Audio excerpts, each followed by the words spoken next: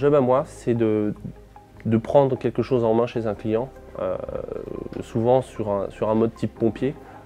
J'arrive, j'absorbe l'infrastructure ou j'absorbe le code que je dois analyser et j'essaye de m'approprier tout ça pour pouvoir répondre rapidement à des solutions techniques face à un client qui peut être potentiellement perdu dans ce qu'il fait, dans son infrastructure, dans tout ce qu'il a. Pour devenir un bon expert, généralement, la première chose, c'est de lire, beaucoup lire, de se documenter. Je pense qu'il y a un soupçon de passion aussi. Mon métier, je le fais par passion. Après, il y a des chemins à prendre, différents types, mais ce qu'on appelle la spécialisation, c'est comme dans tout type de métier.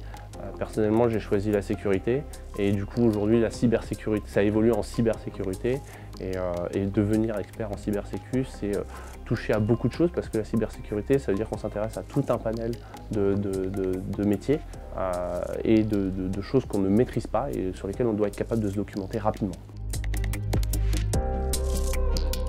Les enjeux et les difficultés, ils sont multiples. Le premier, je dirais, c'est de faire accepter ce qu'est la cybersécurité et les coûts que ça peut engendrer. Alors, il ne faut pas partir dans des extrêmes, c'est comme tout, mais faire accepter à un client le risque qu'il prend, ou lui faire prendre conscience tout simplement, c'est le plus dur. Après, les solutions techniques, on les a toujours.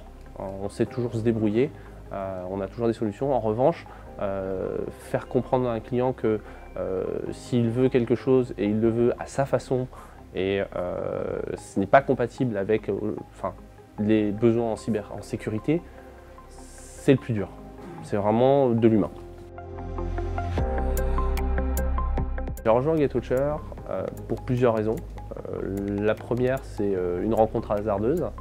La deuxième, c'est le besoin technique qu'avait la solution. Ce qu'on propose aujourd'hui, c'est quelque chose d'assez avancé et un nouveau challenge.